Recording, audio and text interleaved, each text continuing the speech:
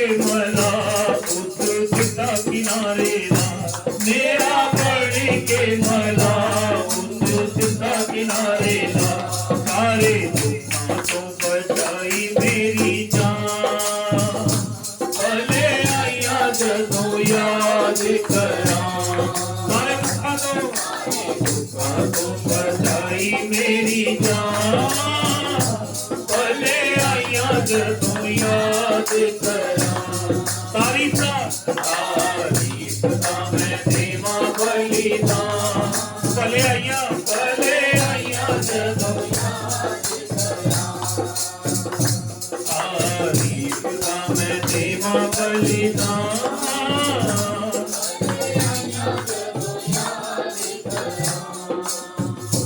जब सताया मैनू आके भुख प्यार, वहां एलिया दे कीता सीने वार,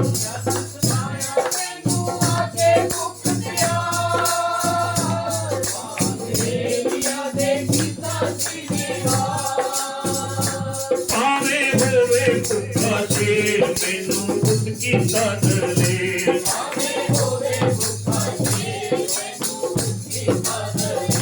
भावें होवे भुखा शेर मैनू उस कीता दलेर,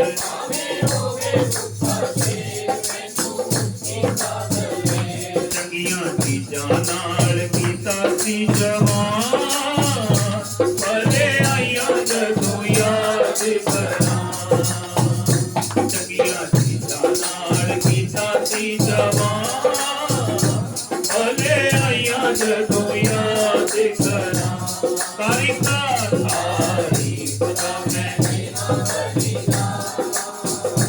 भले आइया जदों याद करा, तारीफ मैं देवा बलिदान,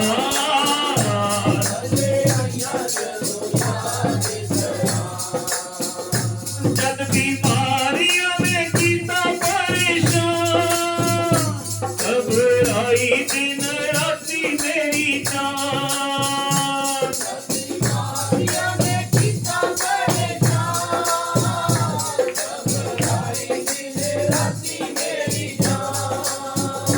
मैं तां होया कमजोर मैनू दिता सी दूर,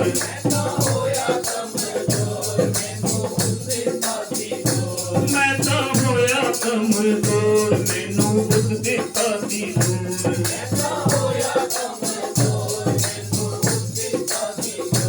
मेरा कीता मजबूत ईमान, भले आइया जदों याद करा, मेरा कीता मजबूत ईमान, भले आइया जदों याद करा, तारीफ मैं देवा बलिदान, सबाए पूरी पुरानियों को याद करें, तारीफ मैं देवा बलिदान, भले आइया जदों याद करा, तारीफ मैं देवा बलिदान, भले आइया जदों तारीफ मैं बलिदान करा, भले आइया जदों याद करा, भले आइया जदों याद करा, भले आइया जदों याद करा, भले आइया जदों याद। जिस मकसद ਦੇ ਲਈ ਅਸੀਂ ਸਭ ਇਸ ਜਗ੍ਹਾ ਦੇ ਉੱਤੇ ਇਕੱਠਾ ਹਾਂ, ਅਸੀਂ ਮਿਲ ਕੇ ਪ੍ਰਭੂ ਦੇ ਦਾਸ ਦੇ ਨਾਲ ਪ੍ਰਾਰਥਨਾ ਵਿੱਚ ਸ਼ਾਮਲ ਹਾਂ। ਹਾਲੇਲੂਇਆ ਹਾਲੇਲੂਇਆ ਹਾਲੇਲੂਇਆ, ਤਾਰੀਫ ਤਾਰੀਫ ਧੰਨਵਾਦ ਕਰਦੇ ਹਾਂ ਪਿਤਾ ਪਰਮੇਸ਼ਵਰ ਜੀ, ਧੰਨਵਾਦ ਕਰਦੇ ਹਾਂ ਅੱਜ ਦੇ ਸੋਹਣੇ ਸੁੰਦਰ ਸਮੇਂ ਲਈ, ਤਾਰੀਫ ਕਰਦੇ ਹਾਂ ਪਿਤਾ ਇਸ ਮੇਲ ਮਿਲਾਪ ਦੇ ਲਈ, ਤੁਹਾਡੀ ਉਪਸਥਿਤੀ ਲਈ ਪਿਤਾ ਤੁਹਾਡਾ ਸ਼ੁਕਰ ਕਰਦੇ ਹਾਂ। ਰਾਜਾਂ ਕੇ ਰਾਜਾ ਤੁਹਾਡੇ ਕਦਮਾਂ 'ਚ ਝੁਕਦੇ ਹਾਂ ਪਿਤਾ ਪਰਮੇਸ਼ਵਰ, ਬੇਨਤੀ ਕਰਦੇ ਹਾਂ ਪਿਤਾ ਪਰਮੇਸ਼ਵਰ, ਜੋ ਵੀ ਅੱਜ ਤੁਸੀਂ ਆਪਣੇ ਬੱਚਿਆਂ ਨੂੰ ਆਪਣੇ ਆਗਮਾਂ ਨੂੰ ਇਕੱਠਿਆਂ ਕੀਤਾ ਹੈ ਬਾਪ, ਅੱਜ ਤੁਹਾਡੀ ਮਰਜ਼ੀ ਨੂੰ ਪਿਤਾ ਅਸੀਂ ਚਾਹੁੰਦੇ ਹਾਂ। ਧੰਨਵਾਦ ਕਰਦੇ ਹਾਂ ਪਿਤਾ, ਜੋ ਯੂਥ ਮੀਟਿੰਗ ਹੈ 14 ਤਰੀਕ ਦੀ, ਮਹਾਨ ਪਿਤਾ ਉਸ ਦੇ ਸੰਬੰਧ ਵਿੱਚ ਪਿਤਾ ਤੇਰੀ ਇੱਛਾ ਨੂੰ ਚਾਹੁੰਦੇ ਹਾਂ ਵਾਪਸ ਮੰਨੀ, ਸਾਡੇ ਸਭਨਾਂ ਨਾਲ ਤੁਸੀਂ ਗੱਲਬਾਤ ਕਰਨਾ ਪ੍ਰਭੂ ਜੀ। ਉਹ ਮੀਟਿੰਗ ਇੱਕ ਯਾਦਗਾਰੀ ਮੀਟਿੰਗ ਹੋਣ ਦੀ ਅਸੀਂ ਤੁਹਾਡੇ ਚਰਨਾਂ 'ਚ ਅਰਜ਼ੋਈ ਕਰਦੇ ਹਾਂ ਪਿਤਾ। ਧੰਨਵਾਦ ਕਰਦਾ ਆਪਣੇ ਅੱਤ ਪਿਆਰੇ ਦਾਸਾਂ ਨੂੰ, ਦਾਸੀਆਂ ਨੂੰ ਮਹਾਨ ਪਿਤਾ ਆਪਣੇ ਸਾਮਰਥੀ ਹੱਥਾਂ 'ਚ ਲੈ ਕੇ ਇਸਤੇਮਾਲ ਕਰਨਾ। ਤਾਰੀਫ ਕਰਦੇ ਹਾਂ ਪਿਤਾ, ਤੁਹਾਡੀ ਵਡਿਆਈ ਕਰਦੇ ਹਾਂ ਰਾਜਾਂ ਕੇ ਰਾਜਾ, ਤੁਹਾਡਾ ਸ਼ੁਕਰ ਕਰਦੇ ਹਾਂ ਦਇਆ ਦੇ ਸਾਗਰ। ਇਹ ਸਭ ਸਮੇਂ ਤੁਹਾਡੇ ਵੱਲੋਂ ਮਿੱਥੇ ਹੁੰਦੇ ਆ ਪਿਤਾ ਪਰਮੇਸ਼ਵਰ, ਕਿਉਂਕਿ ਤੁਹਾਡਾ ਕਲਾਮ ਦੱਸਦਾ ਕਿ ਆਕਾਸ਼ ਦੇ ਤਾਂ ਹਰ ਇੱਕ ਮਨੁੱਖ ਦਾ ਇੱਕ ਵੇਲਾ ਹੈ। ਧੰਨਵਾਦ ਕਰਦਾ, ਤਾਰੀਫ ਕਰਦੇ ਹਾਂ ਰਾਜਾ, ਤੁਹਾਡੀ ਵਡਿਆਈ ਕਰਦੇ ਹਾਂ ਤੇਰੇ ਦਾਸ ਬਸ ਸੰਜੇ ਲਈ, ਇਹਨਾਂ ਦੇ ਪਰਿਵਾਰ ਲਈ, ਇਹਨਾਂ ਦੀ ਸੇਵਕਾਈ ਲਈ ਅਸੀਂ ਪ੍ਰਾਰਥਨਾ ਕਰਦੇ ਹਾਂ ਪਿਤਾ ਪਰਮੇਸ਼ਵਰ। ਤੁਸੀਂ ਬਹੁਤ ਆਇਤ ਨਾਲ ਬਲੈਸ ਕਰਨਾ ਪਿਤਾ ਪਰਮੇਸ਼ਵਰ, ਘਰ ਪਰਿਵਾਰ ਤੇ ਤੁਹਾਡੀ ਵੱਡੀ ਕਿਰਪਾ ਦਾ ਹੱਥ ਬਣਿਆ ਰਹੇ ਬਾਪ। ਤੇਰੀ ਹੀ ਮਹਿਮਾ ਕਰਦੇ ਹਾਂ, तमाम तेरे दास दासियां जो तुहाडे कदमां 'ਚ पिता परमेश्वर सारियां ते तेरी दया नूं मंगदा पिता परमेश्वर, अपने प्यार विच सानूं चलाना। तारीफ करदा पिता उस मीटिंग दे जो विरोध विच सारियां अंधकार दीयां ताकतां यीशु दे सामर्थी नाम 'ਚ नष्ट कर दिंदे हां। पवित्र पिता तुहाडी ही वडियाई होवे राजा, तारीफ करदे हां दया दे सागर, तुहाडी महिमा करदे हां पिता परमेश्वर। जो काम तुहाडे कोचरे कीते जांदे हैं पिता वो संपूर्ण हुंदे हैं राजा। तारीफ करदा सारा आदर तुहानूं ही दिंदे हां पिता परमेश्वर। सारे समय ते तुहाडी बड़ी आशीष नूं बोलदे हां, सुनो ते दया करो। यीशु मसीह दे सामर्थी दया भरे नाम च प्रार्थना नूं मंगदे हां, आमीन। पूरे करन और जो प्रभु के दास ने इस मीटिंग दे विच आउणा है पास्टर लक्ष्मण जी ने, तो उन्हां दे लई भी जो है पवित्र आत्मा उन्होंने गाइड कर, ताकि जो भी बाणी वचन उस जगह के उत्ते शेयर किया जाए तो प्रभु उन्होंने नाल बोले और गलबात करे असी। और दूसरी जो तीसरी जो रिक्वेस्ट है वो ये है कि बच्चों के लिए खासकर जिन्हों के इन्होंने दिनों के पेपर चल रहे हैं, उन्होंने एग्जाम के लिए जो है प्रभु उन्होंने लिखण के मदद करे, उन्होंने कलम की मदद करे, ताकि एक अच्छे रिजल्ट तक बच्चे पहुँच जाए। आए असी मिल के प्रभु के दास के नाल प्रार्थना में जावांगे। तारीफ धन्यवाद, तारीफ धन्यवाद, तारीफ धन्यवाद। सच्चे सामर्थी जीवत पिता अनुग्रहकारी प्रभु यीशु मसीह नासरी का सामर्थी नाम लैके तुहाडे पवित्र चरणों दे विच आउंदे हां। जो महान पिता इस समय नूं अपने हाथ विच लैके तुसीं मुबारक करो मेरे परमेश्वर।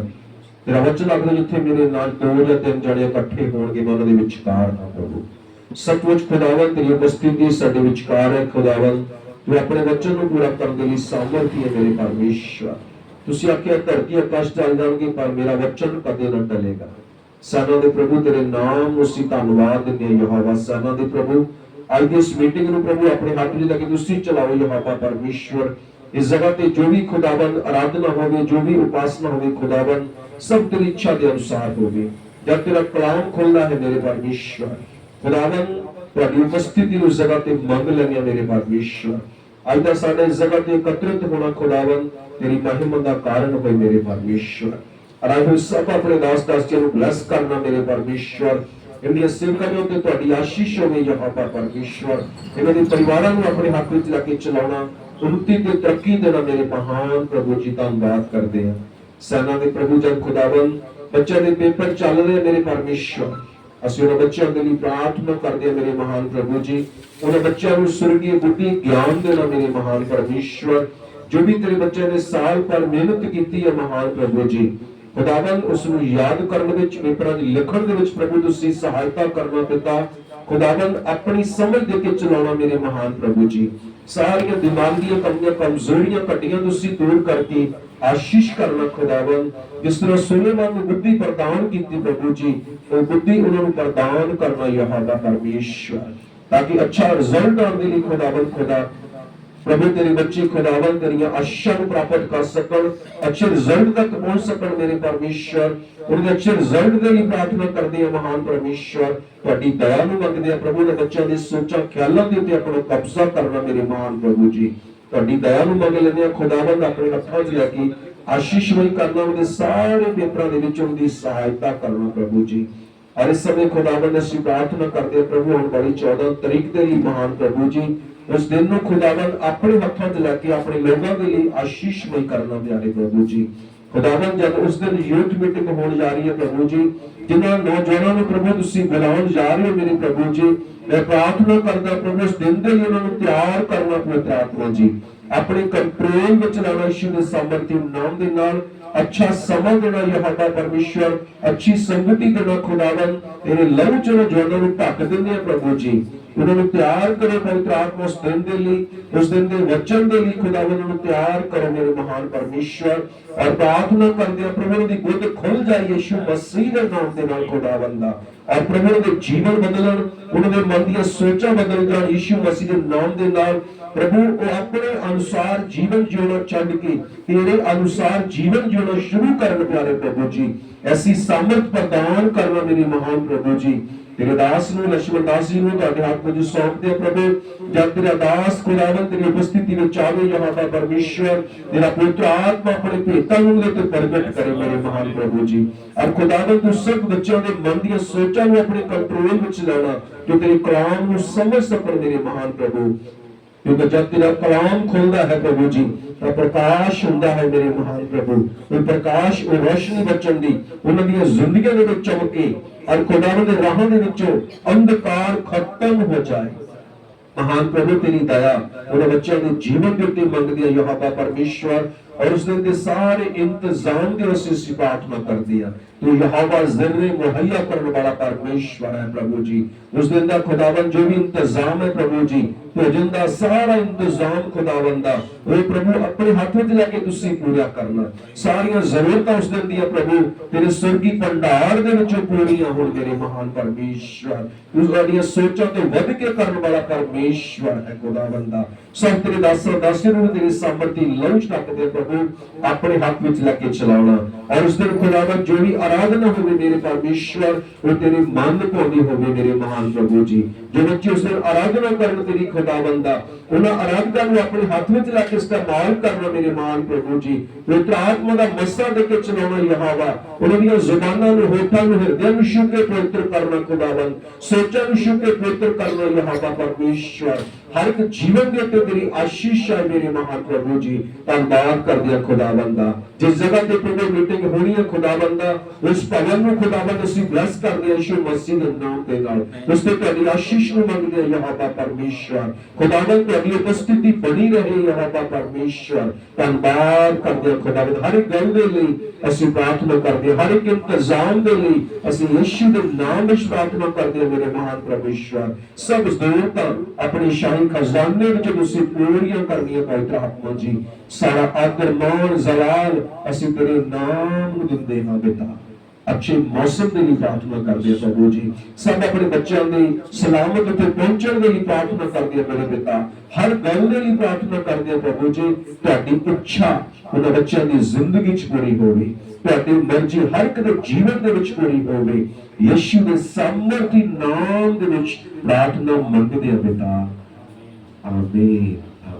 नशे की लत में जाओ और भी किसी भी तरह का कोई ऐसा कोई विरोध है उनके जीवन में, तो प्रभु उस दिन में उसे आजाद कर। आए हम मिलकर प्रार्थना करें। Thank you Jesus. Hallelujah hallelujah. सर्वशक्तिमान सामर्थी पिता परमेश्वर प्रभु जी, धन्यवाद करते हैं खुदावंद आज के इस समय के लिए प्रभु जी। इस सुंदर घड़ी सुंदर दिन के लिए आपको धन्यवाद देते हैं प्रभु जी। हाँ प्रभु जी, आप हमें सही सलामत इस जगह पर लेकर आए प्रभु जी। और खुदावंद खुदा आपका वचन कहता है कि खुदा जब खुदा जो आपके लोग खुदा जो आपसे प्रेम करते हैं, जब एक मन होते हैं प्रभु जी, तो सारी बातें मिलकर भलाई को ही उत्पन्न करती है मेरे प्रभु जी। आप प्रभु जी आज हम इस जगह पे जो भी आराधना प्रार्थना करें खुदावंद खुदा प्रभु जी, हर एक के जीवन में भलाई उत्पन्न होने पाए यीशु के नाम से। खासकर हम प्रार्थना करते हैं प्रभु जी जो 14 अप्रैल की जो मीटिंग होने वाली है प्रभु जी। हाँ प्रभु उस जगह पे तेरा आत्मा बड़े बल के साथ खुदा कार्य करे प्रभु जी। और जितने नौजवान खुदावंद खुदा उस मीटिंग में आने वाले हैं मेरे पिता, प्रार्थना करता हूँ प्रभु जी हर एक के जीवन में खुदा आप तंदुरुस्ती बख्शे प्रभु जी। हर प्रकार की बीमारी से, हर प्रकार के बंधनों से खुदा अपने आजाद कर खुदा उस मीटिंग में लेकर आए मेरे प्रभु जी। और प्रार्थना करते खुदावंद खुदा जब खुदा तेरे बेटे खुदा तेरे बच्चे खुदावंद खुदा उस जगह पे उस मीटिंग में आने पाए मेरे प्रभु जी, तो खुदावंद प्रार्थना आराधना के दौरान तेरे वचन के वसीले के दौरान परमेश्वर प्रभु जी उनके जीवन से परमेश्वर हर प्रकार की बुरी लत, बुरी युक्तियां प्रभु जी, शैतान की सारी गड़ी योजनाएं मेरे परमेश्वर प्रभु जी उनकी लाइफ से नष्ट हो जाए मेरे पिता। और मैं प्रार्थना करता हूं खुदा, जैसे दाऊद एक बालक था मेरे प्रभु जी, वो आपके नाम को लेकर, आपके कलाम को लेकर खुदा जब गोलियत के पास गया परमेश्वर, उसने गोलियत को ढेर कर दिया मेरे प्रभु जी। हम प्रार्थना करते हैं प्रभु जी, ऐसे खुदा जब यूथ खुदा उस मीटिंग में आए प्रभु जी, जब वो सत्य को आपके नाम को जाने प्रभु जी, आप प्रभु जी एक बड़े योद्धा बनकर वो खड़े होने पाए यीशु मसीह के नाम से प्रभु जी। हे पिता, हम प्रार्थना करते हैं खुदा उस मीटिंग को आप ब्लेस करना, अच्छे मौसम के साथ खुदा ब्लेस करना प्रभु जी, और खुदा अपने दास को खुदा एक धरती आग बनाकर इस्तेमाल करे प्रभु जी, अपने वचन को खुदा उस जगह पे आग बनाकर खुदा आप इधर रिलीज करे प्रभु जी, और खुदा सारी जरूरतों को खुदा आप स्वर्ग से पूरा करे प्रभु जी। हर प्रकार के बंधन खुदा उस जगह से आज यीशु के नाम से टूटने पाए प्रभु जी। 14 अप्रैल की मीटिंग को खुदा आप हाँ पिता बहुतायत के साथ ब्लेस करना प्रभु जी, और सारी जरूरतों को परमेश्वर यीशु के नाम से हाँ पिता पूरा करे प्रभु। आपका धन्यवाद करते प्रभु जी, जो यूथ आए खुदा आशीषित और ब्लेस होकर जाए प्रभु जी, और हम जब हाँ पिता उस जगह पे जाए खुदा, हम देखे खुदा की यूथ बदल रहे यीशु मसीह के नाम से मेरे प्रभु जी। ये परमेश्वर आपके नाम को महिमा जलाल मिले, यीशु के नाम से मांग लेते हैं, आमीन। ਦੇ ਲਈ ਆਏ ਅਸੀਂ ਪ੍ਰਭੂ ਦੇ ਦਾਸ ਪਾਸਟਰ ਗੁਰਸੇਵਕ ਜੀ ਦੇ ਨਾਲ ਮਿਲ ਕੇ ਜੋ ਹੈ ਜਿਸ ਤਰ੍ਹਾਂ ਪਰਮੇਸ਼ਵਰ ਦਾ ਆਤਮਾ ਉਹਨਾਂ ਦੇ ਨਾਲ ਗੱਲਬਾਤ ਕਰਦਾ ਹੈ, ਪ੍ਰਭੂ ਦੇ ਵਚਨ ਦੇ ਵਿੱਚੋਂ ਸਾਡੇ ਨਾਲ ਜੋ ਹੈ ਉਹ ਸਾਂਝਾ ਕਰਨਗੇ। ਆਏ ਅਸੀਂ ਅੱਜ ਦੇ ਵਚਨ ਦੇ ਲਈ ਜੋ ਹੈ ਅਸੀਂ ਬ੍ਰਦਰ ਅਮਨ ਜੀ ਦੇ ਨਾਲ ਮਿਲ ਕੇ ਦੁਆ ਕਰਾਂਗੇ। हालेलुया, धन्यवाद धन्यवाद पिता परमेश्वर सेना दे ते खुदावंद मेरे पिता परमेश्वर जो अज तेरी ਅਸੀਂ ਆਵਾਜ਼ ਨੂੰ ਸੁਣਨ ਜਾ ਰਹੇ ਹਾਂ, ਤੂੰ ਇੱਕ ਨਵਾਂ ਗਿਆਨ ਸਾਨੂੰ ਦੇਣ ਜਾ ਰਿਹਾ ਤੇ ਮੇਰੇ ਪਿਤਾ ਪਰਮੇਸ਼ਵਰ ਸਾਨੂੰ ਇਸ ਦੇ ਲਈ ਸਾਂਭਣ ਦੇ ਲਈ ਉਹਦਾ ਦਿਲ ਔਰ ਸੁਣਨ ਦੇ ਲਈ ਕੰਨ ਦੇ ਇਹ ਮੇਰੇ ਪ੍ਰਭੂ ਜੀ ਔਰ ਤੇਰੇ ਜੋ ਦਾਸ ਹੈ खुदावंद ਇਹ ਉਸ ਬਚਨ ਨੂੰ ਤੇਰੇ ਆਪਣੇ ਮੁਖ ਨੂੰ खुदावंद ਤੂੰ ਉਸ ਦੇ ਮੁਖ ਨੂੰ ਆਪਣਾ ਮੁਖ ਬਣਾ ਕੇ ਇਸਤੇਮਾਲ ਕਰੀ और खुदावन उन्होंने ज्ञान और बुद्धि होर भी गहराई देना समझाने के लिए साडे लिए खुदावन उन्होंने बनाई। ये मेरे पिता परमेश्वर मैं तेरा धन्यवाद करता तेरे पवित्र कलाम के लिए, इस दुआ नूं मैं प्रभु यीशु मसीह के पवित्र नाम विच मंगदा, आमीन। साडा मेन मकसद की है, तो परमेश्वर ने आशीष किया है कि असी सारे जो साडे मगर साडी जिहड़ी पीढ़ी है ਉਹ ਕਿਸ ਤਰ੍ਹਾਂ ਪ੍ਰਭੂ ਦੇ ਵਿੱਚ ਵੱਧ ਸਕਦੀ ਹੈ, ਉਹਦੇ ਲਈ ਅਸੀਂ ਕੀ ਕਰ ਸਕਦੇ ਹਾਂ। Hallelujah, hallelujah. ਅਸੀਂ ਜਾਣਦੇ ਹਾਂ ਕਿ ਜਿਹੜੀ ਬੁਰਾਈ ਹੈ ਉਹ ਦਿਨ ਪ੍ਰਤੀ ਦਿਨ ਵੱਧਦੀ ਜਾ ਰਹੀ ਹੈ, ਔਰ ਜਿਸ ਤਰ੍ਹਾਂ ਅਸੀਂ ਸਾਰੇ ਬਾਈਬਲ ਨੂੰ ਪੜ੍ਹਨ ਵਾਲੇ ਹਾਂ ਔਰ ਅਸੀਂ ਦੇਖਦੇ ਹਾਂ ਕਿ ਜਦੋਂ ਪਰਮੇਸ਼ਰ ਨੇ ਇਜ਼ਰਾਈਲ ਨੂੰ ਚੁਣਿਆ, ਇਜ਼ਰਾਈਲ ਨੂੰ ਅਲੱਗ ਕੀਤਾ, ਉਹਨਾਂ ਦੇ ਅੰਦਰ ਵੀ ਬੁਰਾਈ ਜਿਹੜੀ ਹੈ ਆਹਿਸਤਾ ਆਹਿਸਤਾ ਖਮੀਰ ਜਿਹੜਾ ਉਹਨਾਂ ਦੇ ਅੰਦਰ ਵੀ ਆਣਾ ਸ਼ੁਰੂ ਹੋ ਗਿਆ। ਇਸੇ ਪ੍ਰਕਾਰ ਅੱਜ ਦੀ ਮਸੀਹਤ ਵੱਧਦਾ ਰਹੀ ਹੈ, ਇਹਦੇ ਵਿੱਚ ਕੋਈ ਸ਼ੱਕ ਦੀ ਗੱਲ ਨਹੀਂ। ਲੋਕ ਇਕੱਠੇ ਤਾਂ ਹੋ ਰਹੇ ਆ, ਇਹਦੇ ਵਿੱਚ ਵੀ ਕੋਈ ਸ਼ੱਕ ਦੀ ਗੱਲ ਨਹੀਂ। ਚਰਚਸ ਭਰ ਰਹੀਆਂ ਨੇ, ਇਹਦੇ ਵਿੱਚ ਵੀ ਕੋਈ ਸ਼ੱਕ ਦੀ ਗੱਲ ਨਹੀਂ। ਲੇਕਿਨ ਬੁਰਾਈ ਜਿਹੜਾ ਖਮੀਰ ਆ ਹਜੇ ਦੂਰ ਨਹੀਂ ਹੋਇਆ। ਵਿਸ਼ੇਸ਼ ਕਰ ਜਦੋਂ ਅਸੀਂ ਆਪਣੇ ਖੁਦ ਆਪਣੇ ਪਰਿਵਾਰਾਂ ਵਿੱਚ ਝਾਤੀ ਮਾਰਦੇ ਹਾਂ, ਆਪਣੇ ਆਸ-ਪਾਸ ਦੇ ਮਸੀਹ ਲੋਕਾਂ ਦੇ ਵਿੱਚ ਦੇਖਦੇ ਹਾਂ, ਤੇ ਸਾਨੂੰ ਹਜੇ ਵੀ ਉਹ ਬੁਰਾਈ ਨਜ਼ਰ ਆਉਂਦੀ ਹੈ। ਜਦੋਂ ਅਸੀਂ ਪ੍ਰਭੂ ਯੀਸ਼ੂ ਮਸੀਹ ਨੂੰ ਉਹਦੇ ਅਨੁਗ੍ਰਹਿ ਦੇ ਦੁਆਰਾ ਗ੍ਰਹਿਣ ਕੀਤਾ ਤੇ ਇੱਕ ਅਸੀਂ ਸਟੱਡੀ ਕਰ ਰਹੇ ਸੀ ਤੇ ਸਾਡੇ ਇੱਥੇ ਲਾਗੇ ਨਾ ਇੱਕ ਵਿਸ਼ਵਾਸੀ ਸੀ, ਉਹਨਾਂ ਦੇ ਘਰ ਵਿਆਹ ਦਾ ਮਾਹੌਲ ਸੀ ਤੇ ਉਹਨਾਂ ਨੇ ਪਾਸਟਰ ਜੀ ਨੂੰ ਸੱਦਿਆ ਹੋਇਆ ਸੀ ਤੇ ਅਸੀਂ ਵੀ ਸਾਰੇ ਜਿੰਨੇ ਸਟੂਡੈਂਟ ਸੀ ਸਾਰੇ ਨਾਲ ਗਏ। ਪਰ ਪਾਸਟਰ ਜੀ ਨੇ ਕਾਨਾ ਦੀ ਗਲੀਲ ਦਾ ਪ੍ਰਚਾਰ ਕੀਤਾ ਉਸ ਜਗ੍ਹਾ ਤੇ। ਇਹ ਮੇਰੀ ਪਹਿਲੀ ਮੀਟਿੰਗ ਸੀ ਚਰਚ ਤੋਂ ਬਾਹਰ, ਤੇ ਉਹ ਜਿਹੜਾ ਪਹਿਲਾ ਪ੍ਰਚਾਰ ਉਹਨਾਂ ਨੇ ਕੀਤਾ ਤੇ ਉਹਨਾਂ ਨੇ ਕਾਨਾ ਦੀ ਗਲੀਲ 'ਚ ਪ੍ਰਚਾਰ ਕੀਤਾ। ਤੇ ਕੀ ਹੋਇਆ, ਉਹਨਾਂ ਨੇ ਜਦੋਂ ਯਿਸੂ ਮਸੀਹ ਨੇ ਕਿਹਾ, ਉਹਨਾਂ ਨੇ ਪ੍ਰਚਾਰ ਕੀਤਾ ਯਿਸੂ ਮਸੀਹ ਦੇ ਉਸ ਵਿਸ਼ੇ ਦੇ ਉੱਤੇ ਵੀ ਵਿਆਹ ਦੇ ਵਿੱਚ ਜਦੋਂ ਅਸੀਂ ਯਿਸੂ ਮਸੀਹ ਨੂੰ ਸੱਦਦੇ ਹਾਂ ਤੇ ਘਟੀਆਂ ਜਿਹੜੀਆਂ ਵਾ ਉਹ ਫਿਰ ਪੂਰੀਆਂ ਹੋ ਜਾਂਦੀਆਂ, ਫਿਰ ਘਾਟੇ ਨਹੀਂ ਰਹਿੰਦੇ ਹੈਗੇ। ਪਰਮੇਸ਼ਵਰ ਉੱਥੇ ਭਰਪੂਰੀ ਕਰ ਦਿੰਦਾ ਹੈ, ਉੱਥੇ ਪਰਮੇਸ਼ਵਰ ਬਰਕਤ ਲਿਆਉਂਦਾ, ਕਿਸੇ ਗੱਲ ਦੀ ਕਮੀ ਨਹੀਂ ਰਹਿਣ ਦਿੰਦਾ ਪਰਮੇਸ਼ਵਰ। ਤੇ ਜਦੋਂ ਅੱਜ ਵੀ ਮਸੀਹਤ ਵਿੱਚ ਕਹਿੰਦਾ ਕੋਈ ਵਿਆਹ ਹੁੰਦੇ ਨੇ ਤੇ ਜਦੋਂ ਪ੍ਰਭੂ ਦੇ ਦਾਸ ਲੋਕਾਂ ਨੂੰ ਕਲੀਸਿਆ ਨੂੰ ਬੁਲਾਇਆ ਜਾਂਦਾ ਤੇ ਫਿਰ ਉਸ ਵਿਆਹ ਦੇ ਵਿੱਚ ਕੋਈ ਘਾਟਾ ਨਹੀਂ ਰਹਿੰਦਾ। ਤੇ ਇੱਕ ਬਜ਼ੁਰਗ ਜੇ ਸੀ ਤੇ ਉਹਨਾਂ ਨੇ ਬੜੇ ਠੋਕ ਜਵਾਬ ਕੇ ਇੱਕ ਗੱਲ ਕਹੀ। ਜਦੋਂ ਪਾਸਟਰ ਜੀ ਨੇ ਇੱਕ ਲਾਈਨ ਬੋਲੀ ਉਸ ਤੇ ਉਹਨਾਂ ਨੇ ਕਿਹਾ, ਦੇਖੋ ਯਿਸੂ ਮਸੀਹ ਨੇ ਬਣਾਈ ਐਸੀ ਲਗਾਈ ਤੇ ਕੀ ਕੀਤੀ ਬੁਰਾਈ। ਮੈਨੂੰ ਨਹੀਂ ਸਮਝ ਲੱਗੀ ਵੀ ਇਹ ਕੀ ਭਾਸ਼ਾ ਵਾ, ਯਾਨੀ ਇਹ ਜੁਮਲਾ ਕਿਉਂ ਮਾਰਿਆ ਗਿਆ ਪ੍ਰਚਾਰ ਦੇ ਵਿੱਚ। ਉਹਨਾਂ ਨੇ ਪ੍ਰਚਾਰ 'ਚ ਹੀ ਬੋਲ ਦਿੱਤਾ, ਵੱਡੇ ਸੀ ਉਮਰ ਦੇ। ਬਾਅਦ 'ਚ ਜਦੋਂ ਅਸੀਂ ਸਾਰੇ ਫ੍ਰੀ ਹੋ ਗਏ ਹਨਾ, ਰੋਟੀ ਖਾ ਰਹੇ ਸੀ, ਤਾਂ ਮੈਂ ਪੁੱਛਿਆ ਕਿ ਪਾਸਟਰ ਜੀ ਇਹ ਕੀ ਗੱਲ ਆ? ਤੇ ਪਾਸਟਰ ਜੀ ਨੇ ਕਿਹਾ ਈਸਾਈ ਲੋਕ ਨੇ। ਇਹ ਕਿਹੜੇ ਲੋਕ ਨੇ? ਈਸਾਈ ਲੋਕ ਨੇ। ਤੇ ਮੈਂ ਕਿ ਇਹਨਾਂ ਨੇ ਇਹ ਕਦੋਂ ਕਿਹਾ ਸੀ? ਉਹ ਕਹਿੰਦੇ ਇਹ ਹੈ ਨਾ, ਇਹਨਾਂ ਨੇ ਹੁਣ ਦਾਰੂਆਂ ਪੀਣੀਆਂ ਵਾ, ਇਹਨਾਂ ਨੇ ਵਿਆਹ ਕਰਨਾ, ਇਹਨਾਂ ਨੇ ਸ਼ਾਮ ਨੂੰ ਖੂਬ ਦਾਰੂ ਪੀਣੀ ਆ, ਇਹਨਾਂ ਦੀ ਮਹਿਫਲ 'ਚ ਦਾਰੂ ਚੱਲਣੀ ਆ। ਮੈਂ ਕਿਹਾ ਫਿਰ ਇਹ ਤਾਂ ਹਜੇ ਤੱਕ ਇਹਨਾਂ ਨੇ ਛੱਡਿਆ ਨਹੀਂ ਕੰਮ। ਕਹਿੰਦੇ ਇਸ ਲਈ ਇਹਨਾਂ ਨੂੰ ਈਸਾਈ ਕਹਿੰਦੇ ਆ। ਤੇ ਮੈਂ ਕਿਹਾ ਆਪਾਂ ਕੌਣ ਆ? ਆਪਾਂ ਕਹਿੰਦੇ ਸਹੀ ਆ।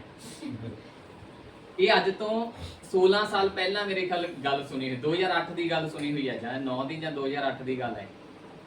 ਉਸ ਸਮੇਂ ਤੋਂ ਮੈਂ ਜਦੋਂ ਇਸ ਗੱਲ ਨੂੰ ਦੇਖੀ, ਮੇਰੇ ਲਈ ਪਹਿਲਾ ਅਨੁਭਵ ਸੀ ਕਿ ਮਸੀਹਤ ਵਿੱਚ ਵੀ ਬੁਰਾਈ ਹੈ। ਮਸੀਹਤ ਯਾਨੀ ਮਸੀਹ ਦੇ ਲੋਕਾਂ ਵਿੱਚ, ਯਿਸੂ ਮਸੀਹ ਦੇ ਵਿੱਚ ਨਹੀਂ, ਉਹਦੇ ਵਿੱਚ ਨਹੀਂ, ਲੇਕਿਨ ਜਿਹੜੇ ਉਹਦੇ ਲੋਕ ਨੇ ਚੁਣੇ ਹੋਏ, ਉਹਨਾਂ ਅੰਦਰ ਵੀ ਬੁਰਾਈ ਆ, ਉਹਨਾਂ ਅੰਦਰ ਵੀ ਕਮੀ ਆ, ਉਹਨਾਂ ਅੰਦਰ ਵੀ ਘਟੀ ਆ। ਉਹ ਪਾਪ ਨੂੰ ਛੱਡ ਨਹੀਂ ਰਹੇ, ਉਹ ਬੁਰਾਈ ਨੂੰ ਛੱਡ ਨਹੀਂ ਰਹੇ। ਰੀਤੀ ਰਿਵਾਜ ਉਹ ਤਾਂ ਬਹੁਤ ਦੂਰ ਦੀ ਗੱਲਾਂ ਨੇ, ਕਿਉਂਕਿ ਉਹਦੇ ਵਿੱਚ ਤਾਂ ਸਾਡੇ ਤਾਏ ਚਾਚੇ ਸਭ ਇਨਵੋਲਵ ਹੋ ਜਾਣਗੇ। ਉਹ ਅਸੀਂ ਕੁਝ ਗੱਲਾਂ ਛੱਡੀਆਂ ਹੀ ਨਹੀਂ। ਤੇ ਇਦਾਂ ਮੈਂ ਦੇਖਿਆ ਹੈ ਕਿ ਇਹ ਚੀਜ਼ ਜਿਹੜੀ ਹੈ ਸ਼ੁਰੂਆਤ ਤੋਂ ਹੀ ਮੈਂ ਆਪਣੇ ਜੀਵਨ 'ਚ ਦੇਖੀ ਕਿ ਇਹ ਮਸੀਹਤ ਦੇ ਵਿੱਚ ਹੈਗੀ ਆ, ਔਰ ਇਸ ਉੱਤੇ ਵਰਕ ਕਰਨਾ ਬਹੁਤ ਜ਼ਰੂਰੀ ਹੈ। ਜਦੋਂ ਅਸੀਂ ਇਹ ਵਰਕ ਕਰਦੇ ਹਾਂ ਤੇ ਅਸੀਂ ਆਪਣੇ ਆਉਣ ਵਾਲੀ ਮਸੀਹਤ ਢਾਂਚੇ ਨੂੰ ਮਜ਼ਬੂਤ ਕਰਦੇ ਹਾਂ। ਤੁਹਾਨੂੰ ਪਤਾ, ਜਦੋਂ ਖੁਦਾਵੰਦ ਨੇ ਇਜ਼ਰਾਈਲ ਨੂੰ ਮੂਸਾ ਦੇ ਦੁਆਰਾ ਅਗਵਾਈ ਕੀਤੀ ਅਤੇ ਉਹਨਾਂ ਨੂੰ ਵਾਅਦੇ ਦੀ ਜ਼ਮੀਨ ਤੇ ਲੈ ਕੇ ਜਾਣਾ ਸੀ, ਉਸ ਤੋਂ ਪਹਿਲਾਂ ਉਹਨਾਂ ਨੂੰ ਕੀ ਸੌਂਪ ਦਿੱਤੀ? ਵਿਵਸਥਾ। ਕੀ ਸੌਂਪ ਦਿੱਤੀ? ਵਿਵਸਥਾ ਸੌਂਪ ਦਿੱਤੀ ਕਿ ਜਦੋਂ ਵਾਅਦੇ ਦੀ ਜ਼ਮੀਨ ਤੇ ਜਾਣ ਤੇ ਇਹ ਮੇਰੇ ਅਹਿਦਨਾਮੇ ਯਾਨੀ ਵਾਚਾ ਦੇ ਵਿੱਚ ਬਣੇ ਰਹਿਣ। ਪ੍ਰਭੂ ਨੇ ਬਾਰ-ਬਾਰ ਉਹਨਾਂ ਨੂੰ ਆਗਾਹ ਕੀਤਾ। ਤੁਸੀਂ ਜਿੰਨੀ ਵਾਰ ਵੀ ਵਿਵਸਥਾ ਦੀ ਕਿਤਾਬਾਂ ਪੜ੍ਹੋਗੇ, ਬਾਰ-ਬਾਰ ਪਰਮੇਸ਼ਰ ਕਹਿੰਦਾ ਉਸ ਜਗ੍ਹਾ ਤੇ ਜਾ ਕੇ ਤੁਸੀਂ ਇਦਾਂ ਨਹੀਂ ਕਰਨਾ, ਉਸ ਜਗ੍ਹਾ ਤੇ ਜਾ ਕੇ ਤੁਸੀਂ ਇਦਾਂ ਨਹੀਂ ਕਰਨਾ, ਤੁਸੀਂ ਇਹ ਬੁਰਾਈ ਨਹੀਂ ਕਰਨੀ, ਤੁਸੀਂ ਇਹ ਪਾਪ ਨਹੀਂ ਕਰਨੇ, ਤੁਸੀਂ ਇਹ ਨਹੀਂ ਕਰਨਾ, ਤੁਸੀਂ ਉਹ ਨਹੀਂ ਕਰਨਾ। ਫਿਰ ਸਾਰੀਆਂ ਗੱਲਾਂ, ਫਿਰ ਹਰ ਇੱਕ ਗੱਲ ਦੇ ਉੱਤੇ ਤੁਸੀਂ ਆਪਣੇ ਬੱਚਿਆਂ ਨੂੰ ਜ਼ਰੂਰ ਦੱਸਣਾ, ਘਰ ਵਿੱਚ ਦੱਸਣਾ, ਬਾਹਰ ਜਾਂਦੇ ਹੋਏ ਦੱਸਣਾ, ਸੌਣ ਲੱਗੇ ਦੱਸਣਾ, ਹਨਾ, ਉੱਠਣ ਲੱਗੇ ਦੱਸਣਾ। ਉਹ ਬੱਚਿਆਂ ਨੂੰ ਸਿਖਾਣਾ ਬਾਰ-ਬਾਰ ਪਰਮੇਸ਼ਰ ਇਹ ਗੱਲਾਂ ਦੇ ਰਿਹਾ ਵਾ। ਕਾਰਨ ਇਟ ਮੀਨ ਪਰਮੇਸ਼ਵਰ ਦੀ ਜਿਹੜੀ ਨਜ਼ਰ ਹੈ ਉਹ ਯੂਥ ਦੇ ਉੱਤੇ, ਆਉਣ ਵਾਲੀ ਪੀੜ੍ਹੀ ਦੇ ਉੱਤੇ ਹੈ। ਤੁਹਾਨੂੰ ਪਤਾ, ਆਪਾਂ ਇਹ ਸਾਰੇ ਪੜ੍ਹਦੇ ਆ 6 ਲੱਖ ਤੋਂ ਵੱਧ ਜਿਹੜੇ ਸੀ ਨਿਕਲੇ, ਲੇਕਿਨ ਵਾਅਦੇ ਦੀ ਜ਼ਮੀਨ ਤੇ ਕਿੰਨੇ ਪਹੁੰਚੇ? ਸਿਰਫ 2, ਹੈ ਨਾ। ਉਹਨਾਂ ਉਸ ਪੀੜ੍ਹੀ ਦੇ ਲੋਕ ਸਿਰਫ ਕਿੰਨੇ ਪਹੁੰਚੇ? 2 ਹੀ ਪਹੁੰਚੇ। ਤੇ ਜਿਹੜੀ ਪਿੱਛੇ ਪੀੜ੍ਹੀ ਸੀ, ਯਾਨੀ ਕਿ ਉਹਨਾਂ ਦੇ ਜਿਹੜੇ ਵੰਸ਼ ਸੀ, ਨੌਜਵਾਨ ਸੀ, ਠੀਕ ਹੈ, ਜਿਨ੍ਹਾਂ ਨਾਲ ਹਜੇ ਵਾਚਾ, ਜਿਨ੍ਹਾਂ ਨੇ ਸੁਣੀ ਤਾਂ ਸੀ, ਲੇਕਿਨ ਵਾਚਾ ਦੀ ਖਲੜੀ ਉਹਨਾਂ ਦੇ ਨਾਲ ਨਹੀਂ ਹੋਈ ਸੀ, ਠੀਕ ਹੈ, ਵਾਚਾ ਦੇ ਨਿਯਮ ਤੋਂ ਥੋੜੇ ਥੱਲੇ ਸੀ। ਤਾਈ ਯੋਸ਼ੂਆ ਦੇ ਟਾਈਮ 'ਚ ਦੁਬਾਰਾ ਇੱਕ ਵਾਰ ਫਿਰ ਖਲੜੀ ਹੁੰਦੀ ਹੈ, ਹਨਾ। ਸੋ ਕਹਿਣ ਦਾ ਕੀ ਭਾਵ ਹੈ ਕਿ ਪਰਮੇਸ਼ਵਰ ਪੂਰੀ ਤਰ੍ਹਾਂ ਬੋਝ ਰੱਖ ਰਿਹਾ ਹੈ ਸਾਡੀ ਪੀੜ੍ਹੀ ਦੇ ਲਈ। ਅਸੀਂ ਆ ਗਏ ਹਾਂ, ਇਹ ਪਰਮੇਸ਼ਵਰ ਨੂੰ ਵੀ ਪਤਾ ਹੈ, ਤੁਹਾਨੂੰ ਵੀ ਪਤਾ ਹੈ। ਅਸੀਂ ਚੱਲੀਏ ਨਾ ਚੱਲੀਏ, ਸਾਡੇ ਹੱਥ 'ਚ, ਪੀੜ੍ਹੀ ਚੱਲੇ ਨਾ ਚੱਲੇ ਉਹਨਾਂ ਦੇ ਹੱਥ 'ਚ, ਪਰੰਤੂ ਫਿਰ ਵੀ ਪਰਮੇਸ਼ਵਰ ਬੋਝ ਰੱਖਦਾ ਸਾਡੀ ਪੀੜ੍ਹੀ ਦੇ ਲਈ।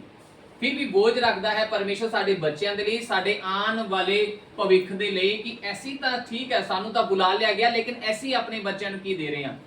ਅਸੀਂ ਆਪਣੇ ਨੌਜਵਾਨਾਂ ਨੂੰ ਕੀ ਦੱਸ ਰਹੇ ਹਾਂ? ਅਸੀਂ ਆਪਣੇ ਮਸੀਹਤ ਵਿੱਚ ਕੀ ਦੇ ਰਹੇ ਹਾਂ? ਹਾਲੇਲੂਇਆ। ਬੇਸ਼ੱਕ ਸਾਡੇ ਵਿੱਚ ਕੋਈ ਵੀ ਇਦਾਂ ਦਾ ਨਹੀਂ ਹੈਗਾ, ਕੋਈ ਵੀ ਪ੍ਰਭੂ ਸੇਵਕ ਮੰਚ ਤੇ ਖੜ ਕੇ ਬੁਰੀਆਂ ਗੱਲਾਂ ਨਹੀਂ ਡਿਲੀਵਰ ਕਰਦਾ ਹੈਗਾ ਕਿ ਜਾਓ ਇਹਨਾਂ ਵਿੱਚ ਲੱਗੇ ਰਹੋ। ਹਰ ਇੱਕ ਵਿਅਕਤੀ ਅੱਛਾ ਹੀ ਪ੍ਰਚਾਰ ਕਰਦਾ, ਅੱਛੀ ਹੀ ਤਾਲੀਮ ਦਿੰਦਾ ਵਾ, ਲੇਕਿਨ ਫਿਰ ਵੀ ਬਹੁਤ ਸਾਰੀ ਗੱਲਾਂ ਦਾ ਜਿਹੜਾ ਹੈ ਮਸੀਹਤ ਵਿੱਚ ਅਸੀਂ ਕੀ ਦੇਖਦੇ ਹਾਂ? ਘਾਟਾ ਦੇਖਦੇ ਹਾਂ ਕਿ ਉਹਨਾਂ ਗੱਲਾਂ ਤੇ ਬੋਲਿਆ नहीं गया। डालेंगे परमेश्वर के वचन में बिलाप के 3 अध्याय उसका 27 वचन, वहां से हम शुरू करेंगे आज के वचन। बिलाप की 3 उसका 27 वचन। पुरुष के लिए जवानी में जुआ उठाना भला है। ठीक है, एक यहाँ पर परमेश्वर की वचन में साफ ये बात ली गई है कि जो इंसान है, व्यक्ति है, उसकी नौजवानी के दिनों में उसे बोझ लेना, यानी कि परमेश्वर की बातों को उठा लेना, परमेश्वर के बोझ को ले लेना, परमेश्वर के प्लानिंग को ले लेना, उसकी बुलाहट को लेना, क्या है? अच्छा है, भला है। हालेलुया। तो इसका मतलब क्या है? शुरू से ही परमेश्वर ये बोझ रखता है कि आप और मेरे परिवार, आपका और मेरा यूथ क्या करेगा, आपके और मेरे बच्चे आगे क्या करेंगे। आप और मैं परमेश्वर के राज्य के विषय में बता रहे हैं, हमारे बच्चे किसके राज्य में बताएंगे, किसके विषय में बात करेंगे? हम लोग कर रहे हैं, हम लोग प्रार्थना भी कर रहे हैं, हम लोग आराधना भी कर रहे हैं, हम लोग सब कुछ कर रहे हैं, लेकिन हमारे बच्चे क्या इन बातों को लेने के लिए तैयार हैं? क्या वो इन बातों को लेकर आगे बढ़ेंगे? क्या हमने अपने बच्चों के अंदर ये बीज डाला है? परमेश्वर ने उनके अंदर ये बीज डाला था। मूसा के द्वारा, शरीयत के द्वारा, व्यवस्था के द्वारा उनके अंदर ये डाला था कि अपने बच्चों को बताना। जब फसा का पर्व आया तो परमेश्वर बार बार कहता है, जब तुम्हारे बच्चे उस वादी की जमीन पर जाकर ये पूछेंगे कि ये क्यों करते हैं, फसा का मतलब क्या है, क्यों मेमना बार बार कटा जाता है हर साल, तो कहता अपने बच्चों को, अपनी पीढ़ियों को, अपने परिवार को ये बताना कि यहोवा ने क्या किया था। मेरे प्रिय, ये एक बार बाइबल में नहीं आया, बाइबल में भी बार बार आया है कि परमेश्वर की जो नजर है वो हमारे परिवार के ऊपर है, हमारे बच्चों के ऊपर है। आज की स्थिति में अच्छी एजुकेशन देनी अच्छी है, क्योंकि अच्छी एजुकेशन बच्चों के पास होगी तो वो अच्छी रीति से किसी के पास बात कर सकेंगे। आज हमने सुसमाचार सुनाना छोड़ दिया, तो ये बताएं कि बच्चे कैसे सुनाएंगे। क्या हम लोग ये प्रार्थना करते हैं कि प्रभु मैं तो नहीं सुना पा रहा, लेकिन मेरे बच्चे जरूर। मेरे प्रियो, आपको जब समय मिलता है, जैसे भी अवसर मिलता है, किसी अच्छी रीति से पवित्र आत्मा की अगुवाई से सुसमाचार सुनाएं। यदि आप आज नहीं सुना रहे तो आपके बच्चे कैसे सुनाएंगे? मेरे प्रियो, इसलिए लिखा है, एक बार फिर पढ़ें और आगे चलेंगे। पुरुष के लिए जवानी में जुआ उठाना भला है। यहाँ पर लिखा है, जो व्यक्ति परमेश्वर की नजर में नौजवान है, जो व्यक्ति यूथ है और हमारी पीढ़ी के लोग हैं, उनके लिए परमेश्वर चाहता है कि उनकी जीवन में जब वो इस पड़ाव पर आते हैं, एज के इस समय काल पर आते हैं, तो उनके लिए परमेश्वर की बातों को ले लेना, परमेश्वर की बुलाहट को और उसके बोझ को, वचन को लेना अच्छी बात है, भली बात है, ये बुरी बात नहीं है। और बाइबल में ऐसी बहुत सी उदाहरणें हैं, बहुत सी उदाहरणें शुरुआत से ही लेकर परमेश्वर क्या करता है, नौजवान को चुन रहा है। हाबिल और काइन बहुत ज्यादा बड़े नहीं थे, उनकी उम्र बहुत बड़ी नहीं थी, उनकी उम्र बहुत बड़ी नहीं थी, ठीक है, क्योंकि उनकी जब ये समय हुआ है तो ये लगभग उस समय के लिए उम्र, हमारे लिए उम्र ज्यादा होगी, लेकिन उस समय के लिए उम्र नहीं है, क्योंकि आदम 930 साल तक का, ठीक है, तो उनके बच्चों की उम्र लगभग 70 और 130 के बीच थी, काइन और हाबिल की, ठीक है। मैं मानता हूं 33.5 साल जो है आदम अदन की वाटिका में रहा था, ठीक है, उसके बाद वो वहां से निकला है, ठीक है। ये एक डिजाइन है, इसे समझने के लिए हमें बहुत थोड़ा और गहराई में जाना पड़ेगा, तो वो तो एक अलग बात है। लेकिन परमेश्वर, मेरे कहने का मतलब क्या है, परमेश्वर शुरुआत ही से नौजवान को पकड़ रहा है, शुरुआत ही से हमारी पीढ़ी को देख रहा है। अगर परमेश्वर की नजर इस पर है तो हमें भी इस बात पर ध्यान देना चाहिए। मेरे प्रियो, बाइबल में एक किरदार जो सबसे बहुत बढ़िया है, जो मुझे अच्छा लगता है, जिसके विषय में ऐसा लिखा गया है कि ये अच्छा क्या है, पहला तिमोथी उसका पहला अध्याय उसका 2 वचन में ऐसी एक बात लिखी है तिमोथेयुस के लिए, जो बहुत अच्छी, जो हमें सबके लिए होनी चाहिए, मेरे विषय में, आपके विषय में, हमारे बच्चों के विषय में, हमारे यूथ के विषय में होनी चाहिए। क्या है? पहला तिमोथेयुस जी 2 आई। पिता परमेश्वर और हमारे प्रभु यीशु से तुझे अनुग्रह और दया और शांति मिलती है। जी, तिमोथियुस के नाम, जो विश्वास में मेरा सच्चा पुत्र है। जी, बस यहाँ पर क्या लिखा है? जो विश्वास में मेरा सच्चा बेटा है।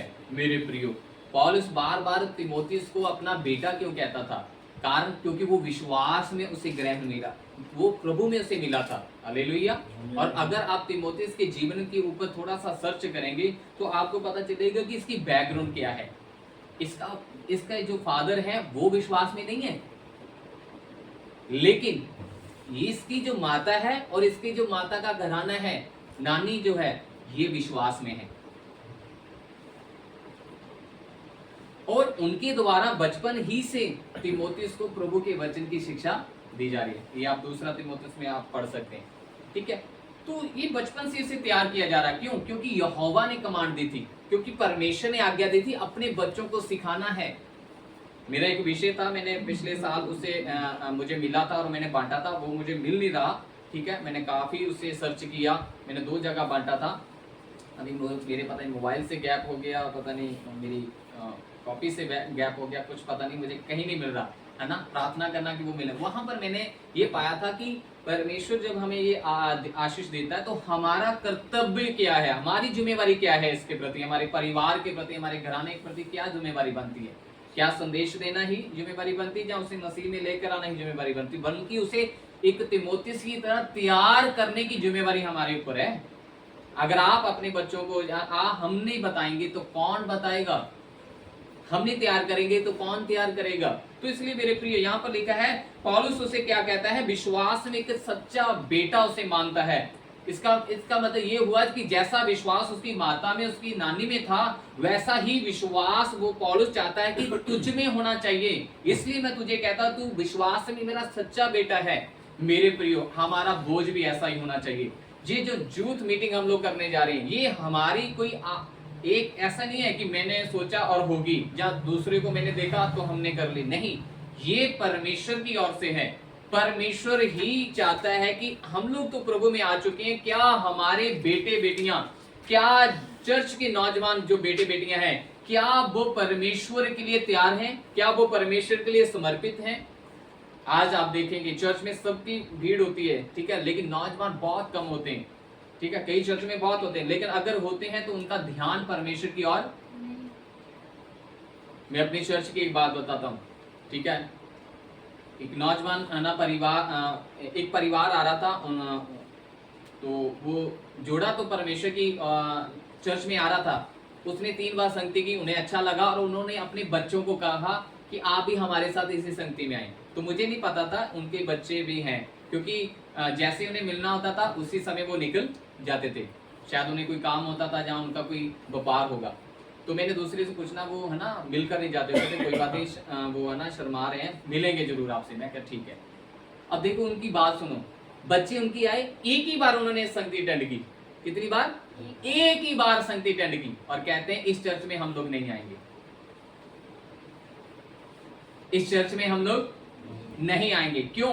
क्योंकि यहाँ की जो आराधना है वो कैसे खुद नाचने की वाली, यानी आनंद वाली नहीं है। या हम लोग नाच नहीं सकते, है ना, हम लोग कुछ नहीं कर सकते। तो जब ये शब्द उन्होंने मुझे बताए कि हमारे बच्चों ने ऐसा कहा है, तो हम लोग भी, है ना, फिर हमें तो अच्छा लगा, आपका चर्च अच्छा आप सिखा रहे हैं, हमने तो कभी सीखा ही नहीं ये बातें। लेकिन हमारे बच्चों को 4 बच्चे थे उनके, ठीक है ना, हम लोग वहीं पर जाएंगे, ठीक है, मैं नाम नहीं लेना था, वहीं पर जाएंगे जहां पर ऐसा होता है। इसका मतलब क्या हुआ? उनके बच्चों के अंदर बीज क्या कौन सा है? आराधना उनके लिए एंटरटेनमेंट है, आराधना उनके लिए परमेश्वर की महिमा करना नहीं है। ये तो सिर्फ एक शब्द है कि हम लोग परमेश्वर की महिमा करने के लिए जा रहे हैं, ऐसा कर कर हम लोग परमेश्वर की महिमा करें, नहीं, ये बाहर से है। भीतर उनके अंदर परमेश्वर की महिमा के लिए कोई समर्पण नहीं है। यदि आप आराधना के शब्द को बाइबल में खोजने की लिए कोशिश करेंगे तो ये एक शब्द है, वर्शिप। इसकी जो अंदर है उससे पता चलता है कि इसमें करना क्या क्या होता है। लेकिन मेरे प्रियो, ये क्यों हुआ? क्योंकि उन्हें सिखाया, चर्चों में बोला नहीं गया, ठीक है। बहुत सारे चर्च बोलते हैं, लेकिन कुछ चर्चें जो नहीं बोलती। इसलिए मेरे प्रियो, मैं ये कहना चाहता हूँ प्रभु के दास लोगों कि हमें क्या करना है, हमें अपने जीवन में तीमुथियुस जैसे लड़कों को, नौजवानों को खड़ा करना है, अपने बच्चों को प्रभु की सही दिशा देनी है, सही संदेश हमें बांटना है। ठीक है, हम लोग चर्च में संदेश देते हैं, पवित्र आत्मा हमें अगुवाई करता है। हम लोग क्या संदेश देते हैं? कई बार हम देते हैं भी अंधा व्यक्ति था, सड़क के किनारे बैठा हुआ था। कई बार हम देते हैं 12 साल से वो रोगन थी। कई बार हम कुछ देते हैं, बहुत अच्छा प्रचार देते हैं हम लोग। लेकिन हमें इसकी और भी ध्यान देना चाहिए, हमें इस तरफ भी ध्यान देना चाहिए, ठीक है। एक माँ बाप का कर्तव्य क्या है, बच्चों का कर्तव्य क्या है, ठीक है। वो बाइबल हमें क्या बता दे, क्या करना चाहिए, तो इसलिए मेरे प्रियो हमें क्या है इस बात पर ध्यान देना चाहिए। और जब मैंने ये शब्द सुने मैं बहुत हैरान हुआ। और मैं हैरान इस बात से नहीं हुआ कि है ना, इस बात से हुआ कि इन लोगों ने क्यों नहीं सीखा, इन लोगों ने क्यों आराधना को सिर्फ एंटरटेनमेंट के लिए मान लिया। ठीक है, अब पास्टर जी गीत गाते हैं तो हम लोग कभी गीत गाते हैं तो हमें कहते हैं कि आप जो गीत गाते हैं ना उससे क्या आती है इंसान को, बोलो नींद। मुझे बोला किसी ने, मैंने बोला आप पीछे क्यों नहीं गाते, कहते पास्टर जी जब आप आराधना करते हैं हमें नींद आती है। क्या आती है जी? क्यों भाई नींद क्यों आती है? इस गीत में क्या प्रॉब्लम है जो हमने धीमी आवाज में गाया है ना, विलंबित कैरवे में गाया, क्या दिक्कत है इसमें? क्या सुनाई नहीं दिया? हाँ, इसमें क्या हुआ, ऐसा हाथ नहीं जा रहा, पांव ऐसे नहीं कर रहे, ऐसा ऐसा जोर जोर से नहीं हो रहा। कारण क्योंकि ये गीत जो है परमेश्वर पुकार रहा है इस गीतों में। वो क्या चाहता है? पुराने नियम में गीत गाने का कंसेप्ट था परमेश्वर की महिमा करना। 8 से 10 शब्द जो है इसी किताब में बताए गए हैं। ठीक है, पास्टर सैम जॉर्ज के द्वारा, हाँ 10 बातें हैं, हिब्रू शब्द हैं ये। ठीक है, पुराने नियम में ये कंसेप्ट था। नए नियम में आराधना का ये कंसेप्ट नहीं, गीतों का ये कंसेप्ट नहीं है। गीतों का कंसेप्ट है कि इसके द्वारा तुम दूसरे को उपदेश दो, गीतों के द्वारा तुम उपदेश देना। तो थोड़ा सोच बदल गई तो हमें भी बदलना चाहिए। तो इस रीति से क्या है कि हमें क्या करना है, हमें ये यूथ मीटिंग इसलिए कर रहे हैं, इसलिए इसके लिए प्रार्थना करनी है, इसलिए इसके लिए प्लानिंग बनानी है ताकि जो आने वाली पीढ़ी है, आने वाला जो यूथ है वो मसीहत को संभाल सके। मैं जो देकर जाऊंगा वैसा ही यूथ करेगा, अगर मैंने नहीं दिया तो यूथ वैसा नहीं करेगा। आज मैं प्रार्थना नहीं करता तो मेरा बेटा भी प्रार्थना, मैं बाइबल नहीं पढ़ता तो मेरा बेटा भी बाइबल नहीं पढ़ेगा। अगर मैंने ये माना हुआ है कि 5 मिनट में सब कुछ हो जाता है तो फिर मेरा बेटा भी ऐसा है, मेरी बेटी भी ऐसी मानेगी कि 5 मिनट में सब कुछ हो।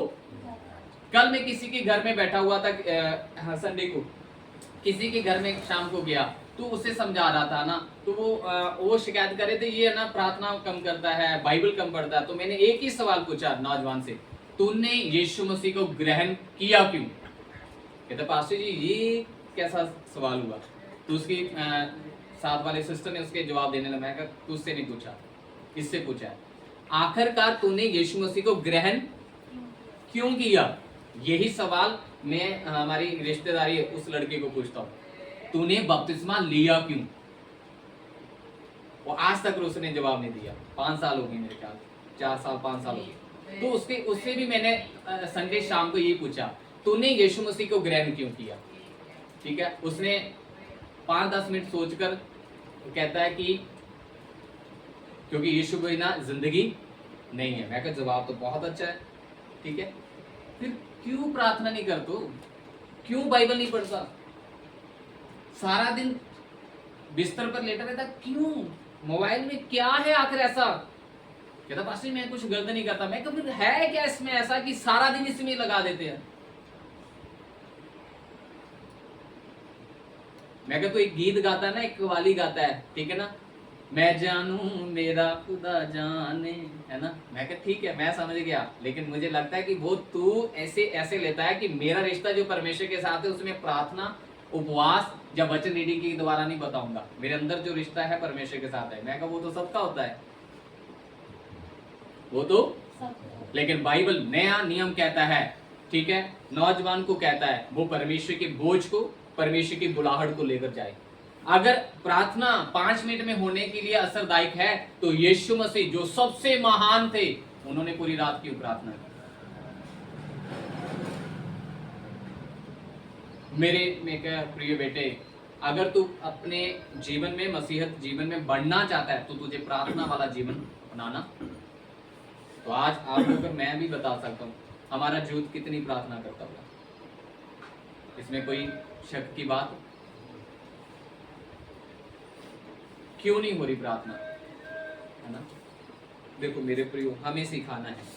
तीमुथियुस जो है पौलुस के साथ उसकी दूसरी मिशनरी यात्रा के साथ जुड़ा था और उसने बहुत सारी चर्चों में उसके साथ सेवा का काम किया और अंत में माना जाता है कि अफसुस, इसी में लिखा है अफसुस की कलीसिया में उसे अगुवा करके ठहराया गया था। अफसुस, ठीक है, तो वो उसमें काम करता था, उसने कई चर्चों में काम किया और इसलिए परमेश्वर ने पौलुस के द्वारा उसे व्यक्तिगत 2 लेटर दिए ताकि वो अपने जीवन में बहुत सारी बातों में बचे और बहुत सारे लोगों के लिए आदर्श बने। उसी बातों को हम लोग आज सीखने जा रहे हैं। ठीक है, हम लोग निकालेंगे इसका 4था चैप्टर और 11 से 12 वचन। पहला तीमुथियुस, इन बातों की आज्ञा दे और सिखाता रहे। पौलुस ये बार बार कहता है, पौलुस कहता है इन बातों की आज्ञा दे और सिखाता रहे। ये एक बार नहीं लिखा, हर चैप्टर में किसी ना किसी रूप में लिखा है। तू ये बताता रहे, तू उन्हें चिता दे, तू उन्हें समझा दे। क्या कहता है? कोई तेरी जवानी को तुच्छ ना समझने पाए जी, पर वचन और चाल चलन और प्रेम और विश्वास जी और पवित्रता में विश्वासियों के लिए आदर्श बन जा। बस जी। तो यहाँ पर कुछ बातें लिखी हुई हैं कि ये परमेश्वर का दास और परमेश्वर का वचन चाहता है कि हमारे जो पीढ़ी है, हमारे जो बच्चे हैं, नौजवान हैं, हम खुद भी इन बातों से परिपूर्ण हो जाएं। हमें एक आदर्श बनना है दूसरे के लिए। हमारा जो आदर्श है यीशु मसीह है, जिसे देखकर हम लोग चलते हैं। यदि आप किसी सेवक को देखकर चलेंगी तो हो सकता है किसी दिन फेल हो जाएं, लेकिन यदि आप अपने जीवन में मसीह, जीवन में प्रभु यीशु मसीह की ओर देखकर चल रहे हैं, कभी फेल नहीं होंगे। इसलिए मेरे प्रियो, हमें क्या करना है?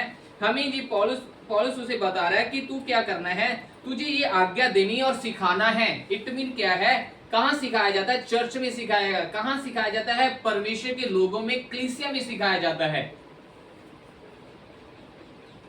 और मैं एक बात कहता हूं, मैंने आज से जब मुझे 2017-18 में परमेश्वर ने मुझे कहा कि मुझे जो अभिषेक है सिखाने के लिए है, और तो तब से मेरे जीवन में थोड़ा परिवर्तन आया। और जब से मैंने सिखाने के ऊपर शुरू किया, ये मैंने लॉकडाउन के बाद शुरू किया था, ठीक है, जब से मैंने सिखाना शुरू किया तब से मेरे इस काम के लिए बड़ा विरोध हुआ। चर्च में थोड़ी पास्टर जी शिक्षा देते हैं। अब मैंने किसी से बात साझी की, तो पास्टर जी ऐसा है कि चर्च में ना लोग थोड़े से पीछे हट रहे हैं, आ नहीं रहे हैं। पास्टर जी आप कैसे करते हो? मैं कैसे करता हूँ। यार आप है ना जो सिखाते हो पास्टर जी, बुरा माता, आपको एक बात बता, चर्च वाले लोग बाइबल नहीं पढ़ते, विश्वासी लोग बाइबल नहीं पढ़ते, उन्हें आप क्यों सिखा रहे हैं इतनी चीजें? जो तो बाइबल ही नहीं पढ़ते उन्हें क्या पता लगेगा? तो वो बोर ही होंगी, वो चर्च इसलिए नहीं चर्च आते, इसलिए चर्च छोड़कर चलेंगे। मैं बहुत उदास हुआ अपने मन में। मैंने एक बात सीखी बाइबल में, आप मुझे बताएं अपनी बाइबल यानी परमेश्वर के वचन से, पहली 4 अंजीलें जो यीशु मसीह ने दी, क्या उनमें शिक्षा नहीं है? मत्ती 28 उसका 19 वचन में लिखा है, जो मैंने तुम्हें सिखाया वो बातें तुम भी सिखाओ। ठीक है, तो कभी हमने निकाला कि क्या क्या यीशु मसीह ने बताया था? बहुत कुछ बताया था, ठीक है। 40 दृष्टांत थे, 20 चमत्कार थे, ठीक है। 40 दृष्टांत यीशु मसीह ने बताए, 20 चमत्कार यीशु मसीह ने उन्हें किए, ठीक है, और बहुत से प्रचार यीशु मसीह ने किए। तो मेरे प्रिय, यीशु मसीह बिल्कुल क्लियर है, हमें भी क्लियर होना चाहिए। तो फिर आ जाती है बारी प्रेरितों के काम की। प्रेरितों के काम में क्या ऐसा काम था? प्रेरितों के काम में उन्हें सुसमाचार को फैलाना था, सुसमाचार बताना था, ठीक है, और सुसमाचार को उन्होंने फैलाया। लेकिन तुरंत जब चर्चें खड़ी हो गई, चर्च बनना शुरू हो गई, प्रेरितों 13 अध्याय से है ना, 13 अध्याय से क्या है, चर्च बनना शुरू हो जाती है। 14 अध्याय में आप पढ़ सकते हैं, आगे जाकर आप देखेंगे जगह जगह पर जहां लोग विश्वास कर रहे थे, उनके अंदर बुजुर्गों को, जहां अगुओं को, एल्डरों को नियुक्त किया जाता था, खड़ा किया जाता। जाने इतमीन ये हो जाता था कि चर्च कलीसिया घर घर की कलीसिया बननी शुरू की। तो जब घर घर की कलीसिया बन गई, उसके बाद कौन सी किताब आती है हमारे पास? किताब है रोमियो की। और अंत तक क्या है इसमें? एक ही बात नजर आएगी, शिक्षा शिक्षा शिक्षा शिक्षा शिक्षा शिक्षा शिक्षा। चाहे प्रचार करो लेकिन सिखाते रहो, चाहे प्रचार करो लेकिन सिखाते रहो। तो मैंने उस पासे जी कहा, मैं कहा पासे जी मैं तो बिल्कुल चलो ऐसा हो सकता है, पर मैंने देखा है कि बाइबल ऐसे ही कहती है, हमें भी ऐसा करना चाहिए। तो मैंने क्योंकि मुझे प्रभु ने बोला है तो इसलिए मैंने छोड़ा। मैं शिक्षा देता हूँ लेकिन शिक्षा को छोटा कर देता हूँ ताकि कोई व्यक्ति बोल ना। मेरे प्रियो, इसी बात को लेकर हमें सीखना चाहिए। यहाँ पर परमेश्वर उसे आज्ञा देता है, जो आज्ञा मैंने तुझे दी है, जो सिखाया है उसमें बना रहे। और क्या कहता है, कोई तेरी जुबानी को, कोई तेरे जीवन को तुच्छ ना जानने पाए। कोई भी व्यक्ति, यानी इट मीन जिस जगह पर खड़ा है, जिस मंडली के बीच में वो कार्य कर रहा है, तो वो उसे आदेश दे रहा है कि कोई तुझे तुच्छ ना जानने पाए। क्यों, किस बात में? इस यहाँ पर लिखा है, कोई तेरी जुबानी को, जो तेरे पास जीवन है, जिस समय में तू प्रभु के पास आया है, इसे कोई तुच्छ ना जानने पाए। ठीक है, तो हमें क्या करना है, ये बातें अपने लोगों को सिखानी है कि एक परमेश्वर के लोगों का करैक्टर कैसा होता है। यूसुफ का करैक्टर कैसे था, दाऊद का करैक्टर कैसा था, सैमुअल का करैक्टर कैसा था, कैसे परमेश्वर के बीच में बने रहने से आशीष होती है और कैसे परमेश्वर के बाहर जाने से बुराई आती है, कैसे हमारे जीवन में ये होता है। तो ये सब बातें हमें बाइबल में से उन्हें सिखाते हैं और समझाते हैं। हालेलुया। तो इसलिए मेरे प्रियो, हमें क्या करना है, पहली बात हमें चर्च में और अपने पीढ़ी में, नौजवानों के बीच में यही प्रचार करना है कि हमारी जुबानी को, हमारे जीवन को कोई व्यक्ति तुच्छ ना जानने पाए। उन चीजों का ठट्ठा ना उड़ाया जाए, मजाक ना बनाया जाए कि ये लोग है तो मसीह लेकिन अभी भी बदले। आप लोगों को भी पता होगा, कुछ लोग मिलते हैं तो कहते हैं कि हम वो मसीह लोग तो हमें मिले थे, वो तो ऐसा करते हैं, आप ऐसा करते नहीं। ये क्यों कहते हैं? क्योंकि जहां तो उन्होंने सीखा नहीं, तो जहां उन्होंने कभी समझा। इसलिए मेरे प्रियो, पहली जो बात है वो हमें क्या करनी है, हमें सिखानी है कि तेरे जीवन को कलीसिया में बाहर कोई भी तुच्छ ना जाने, क्योंकि हमें बनना है आदर्श। जब हम बनेंगे, हमारे बच्चों को हम सिखाएंगे, नौजवानों को सिखाएंगे, तो नौजवान बनेंगे आदर्श। मेरे प्रिय, किसी को बुराई से निकालने के लिए उसे बताना पड़ेगा बुराई है क्या चीज, कौन कौन सी बातें बुराई है। और प्रार्थना की बात करूं तो बहुत से सेवक प्रार्थना भी नहीं करते, ठीक है ना। बहुत से कहते हैं समय ही, ठीक है, बिल्कुल समय नहीं है जी, प्रभु एक दिन आ जाएगा, ठीक है। फिर हमने दूसरी बात इसमें क्या है, कहता है ये किसमें तुझे आदर्श बनना है, विश्वास वालों में, यानी मंडली के बीच में तुझे आदर्श बनना ही बनना है। मंडली तेरे जीवन को तुच्छ ना जाने, मंडली तुझे ये ना देखे कि तू पास्टर का बेटा है, पास्टर की बेटी है, लेकिन वो तुझे जाने कि हाँ ये सचमुच है तो प्रभु की बेटा, प्रभु की बेटी है। अगर वो चर्च में सिर्फ पास्टर की बेटी या बेटा कर जाना जाता है तो इट मीन सिर्फ ये एक तरह का एक सोच है, लेकिन जब वो देखेंगे कि उनका जीवन परमेश्वर की आधारित है, जो प्रचार किया जाता है उसके अनुसार बेटा बेटी चल रहे हैं, तो फिर कलीसिया कहेंगे ये सचमुच यीशु मसीह के संतान हैं। ऐसा हर एक के जीवन में होता है, ठीक है। पॉल दिनाकर अपनी गवाही देते हैं, जो आज उनके बेटे मिनिस्ट्री को संभाल रहे हैं ना, पॉल दिनाकर, उनके जीसस दिनाकर गवाही देते हैं कि एक समय में क्या हुआ, कॉलेज के समय में उनका बेटा बिगड़ गया।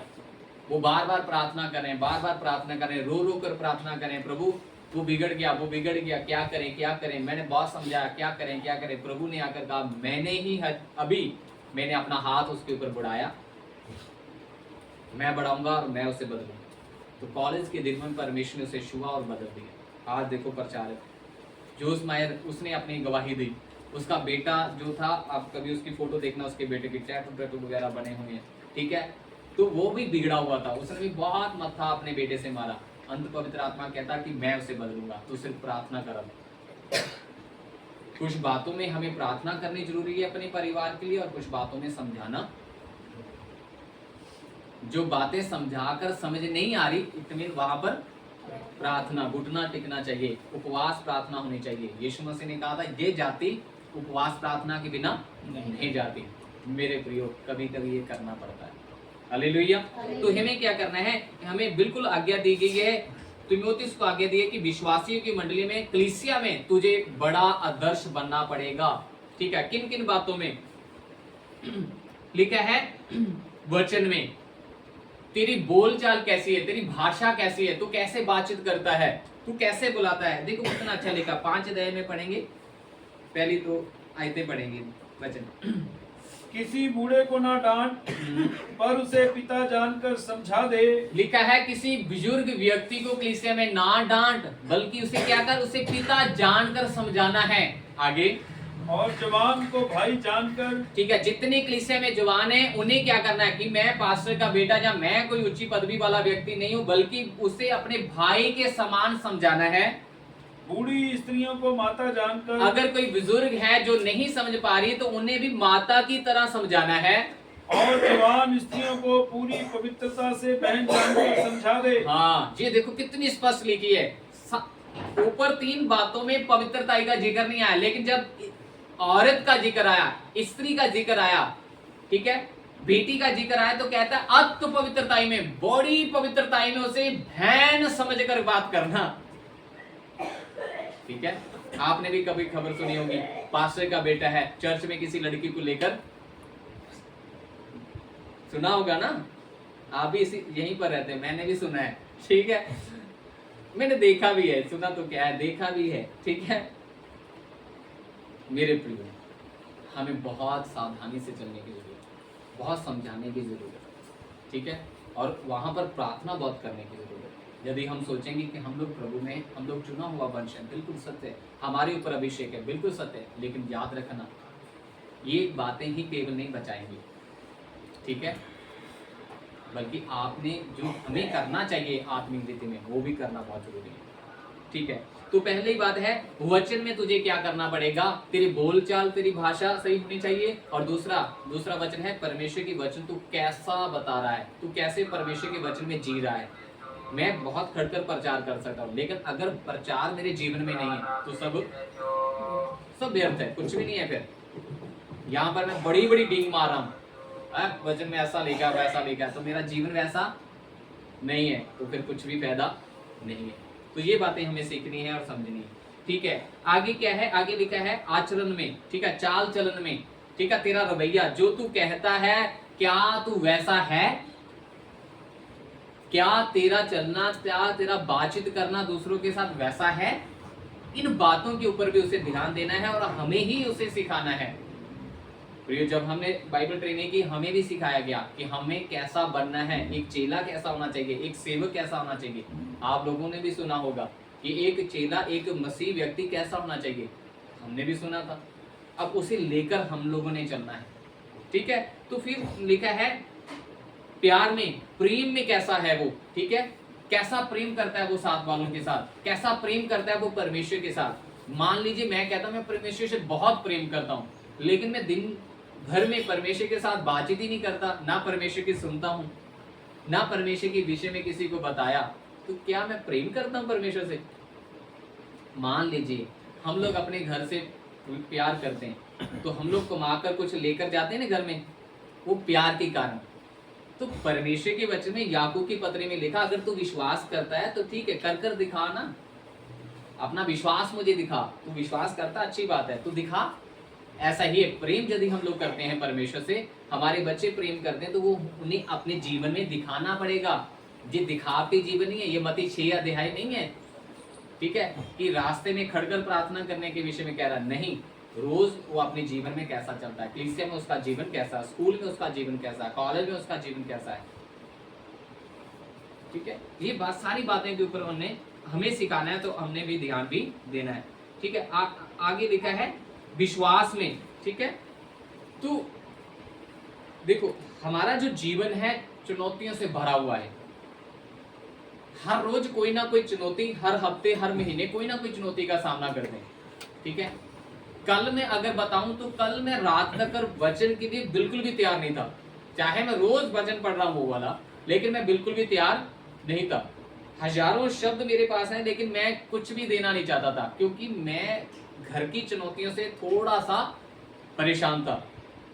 तो रात मैंने क्या किया, मैंने क्या, प्रभु मैं मैसेज डाल दूंगा, अभी मुझसे नहीं होगा, कल किसी और को कह देना, मैं नहीं कर सकता, क्योंकि मेरे सामने चुनौती बहुत है। कभी वाइफ को लेकर जा रहा हूँ, कभी मम्मी के विषय में जा रहा हूँ, भाई है ना पूछने, तो मैं दोनों तरफ फंसा हुआ हूँ, तो मुझे समझ नहीं आ रहा क्या मेरा दिमाग वहां पर काम करेगा? मैंने प्रार्थना भी खूब कर ली, प्रभु वचन भी पाला, मैंने अपनी तरफ से कर लिया, लेकिन मुझसे नहीं होगा, मैंने फिर भी इनकार कर दिया। लेकिन मैंने इनकार मतलब मैंने क्या, नहीं मुझसे नहीं हो पाएगा, क्योंकि मैं मानसिक तौर पर सही नहीं हूं। लेकिन जैसे ही सुबह मैंने हमने चाय पीते तो वचन सुनते हैं, वहां पर लिखा था नहीं परमेश्वर काम करता है। मैं कहा नहीं, परमेश्वर करेगा। इसलिए मैंने कुछ नहीं कहा, मैं कभी मैं तैयार हूँ, नहीं तो मैं सुबह ही वचन मैसेज डाल देना था, पास्टर जी आज मुझसे नहीं होगा। इसलिए मेरे प्रियो, ये परमेश्वर ही है जो हमें हर स्थिति में करता है। इसी तरीके से वहां पर लिखा है हमारा विश्वास, हमारी आस्था जो परमेश्वर पर करते हैं।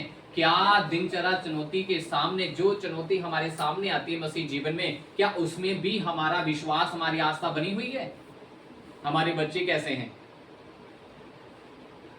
मान लीजिए कुछ हो गया, क्या बच्चे हमारे प्रार्थना में बने रहेंगे? क्या बच्चे हमारे वचन पढ़ेंगे? क्या बच्चे हमारे बाद में, नौजवान हमारे काम करेंगे? देखो एक तो होता है ना, वो कहते हैं ना गले में आ गया है तो बजाना तो, वो बात नहीं कह रहा, एक हृदय से कैसा करेंगे? क्या हमने उसे सिखाया है? हमने बताया अपने जीवन में देखो चुनौती कैसे करनी है। पौलुस बार बार कहता है, पौलुस बहुत बार कहता है मैं कैद में हूँ, लेकिन वो मेरी कैद से लजा नहीं रहा, शर्मा नहीं रहा, फिर भी मेरे पास आता है। ठीक है, इस पत्री में बार बार लिखा हुआ। तो अंत में लिखा है पवित्रता में, ठीक है, जो बात मैंने बोली, ठीक है, पवित्रता में भी हमें अपने बच्चों को सिखाना है कि भाई तेरा जीवन कलीसिया में जो है वो ही बाहर भी होना चाहिए। ऐसा नहीं है कलीसिया में तू बहुत अच्छा है, तो है ना साज बाज बजा रहा है, गा रहा है, तो बाहर जाकर तेरा रवैया कुछ और है। पास्टर जी एक रोज पास्टर जी ने मुझे बताया, एक किसी गली से निकल कर आ रहे थे, वहां पर एक चर्च है, ठीक है, पास्टर जी ने बोला उनके बच्चे खड़े थे और ऐसी ऐसी बातें बोल रहे थे। कहता मैं हैरान हो गया कि उनके बच्चे हैं। अच्छा, बहुत शानदार ढोलक बजाता है वो, बहुत शानदार ढोलक बजा रहा है। नाइट सैलून की दुकान पर थे, है ना, इन्होंने देखा तो इन्होंने मुझे बताया, मैं मुझे पता है वो ऐसे ही। क्या कहें अब, उनके बच्चे नहीं सीखते। तो यदि पास्टर जी देख सकते हैं तो क्या वहां के रहने वाले लोग अंधे हैं, बहरे हैं? बिल्कुल नहीं, वो भी तो देखते होंगे। ये नहीं कि पास्टर ने समझाया नहीं होगा, बहुत मगज मारा होगा, रात में बैठ कर मारा होगा, पर हमें ये करते रहना है और प्रार्थना और उपवास के साथ करना। क्यों? क्योंकि आपको पता है जब फिर से जो भवन का निर्माण हुआ था, फिर से नेहेमिया और अजरा के द्वारा हुआ था, तो एक बात वहां पर लिखी थी, आओ हम अपने बच्चों की उपवास प्रार्थना करें। बहुत अच्छी बात बोलती है, हमें भी करनी पड़ेगी, ठीक है, उनके अच्छे चरित्र के लिए, अच्छे जीवन के लिए, ताकि वो कलीसिया में, ठीक है, प्रभु के समान आदर्श हो।